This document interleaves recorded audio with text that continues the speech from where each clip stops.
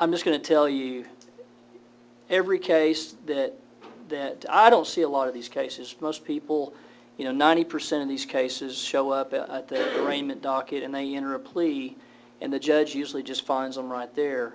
The ones that ask for a trial, usually the ones that I end up dealing with because I have to appear at court and try the case. And yeah, I take them on a case-by-case basis, and there are some extenuating circumstances that require me to do some things. I mean, I do take a little criticism sometimes because I'll dismiss a ticket. If the person had some hardship that was just beyond his or her control, and I didn't think it was fair, but they may have cleaned up the property in the meantime. I've dismissed tickets and that. Sometimes the wrong party's served. It does, the maximum is not going to change. The way it sits right now, it's $0 to $750 for a first-time offense, $0 to $750 on a second-time offense. You're being asked to set a minimum on this particular provision. I'll defer to Dolores or Chris. They're actually a part of the committee. I sat in on the meetings. I feel somewhat compelled, and you guys can correct me if I'm not phrasing it right, but I think the mood that I get from the beautification task force, the committee, is that they feel like Brad's a softie, okay? And they feel like the judge is as well, and that the entire community, yes, they understand that there are certain hardships, and 1 out of 150 may have a real story that could be told that would lead to a dismissal. But they also feel like that the entire community is suffering because of that, because we're being too lax and there is no real hardcore enforcement.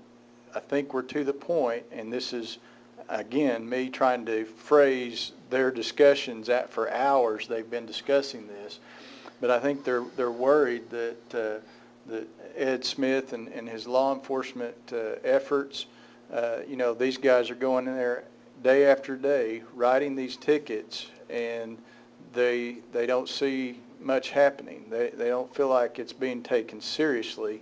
And I think this is an effort on behalf of the beautification committee to say, you know what, we are taking it seriously. This is going to be a minimum. So that's just the flavor. Now, you guys, please correct me. That's correct, but one of the problems is that there are a lot of property owners who do not live here. Like, the parents own the property and the kids died and the parents died and the kids are in California or wherever, and they don't care. So that's one of the things that's happening with the property. Is there a way, I don't know, in this process that we can set up let's say a group, a panel of appeals, somebody that, if there is a hard case circumstance, it won't be one person making that decision, it'll be a group of people. Maybe the beautification committee even, or somebody there that could maybe look at a case. I mean. Well, and let me say this too. Believe me when I tell you that dismissals are few and far between. I mean, they're not as much as what you think they might be. The officer has discretion whether to write the ticket or not. I mean, that's just the way it is. I mean, that officer, and I've preached this, and I back these officers 100%. When they write the ticket, it goes to court one way or the other. And what the judge does with it's what he does with it. Sometimes the recommendation is just pretty stiff. I mean, we've had repeat offenders that there's no mercy on, and it all comes down to money. So, but to answer your question, there's 3 tiers. There's the police officer, there's myself, and then there's the judge.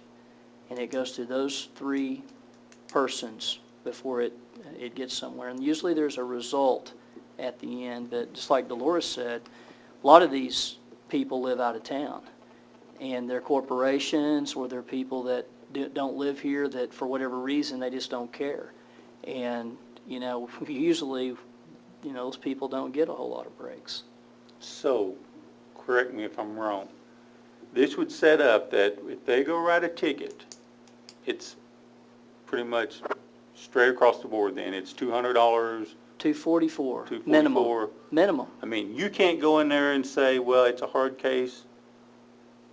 Well, you've got. And see, that's why I asked, is there a way of setting I up? can ask that the case be, I can move to dismiss the ticket in its entirety, or I could,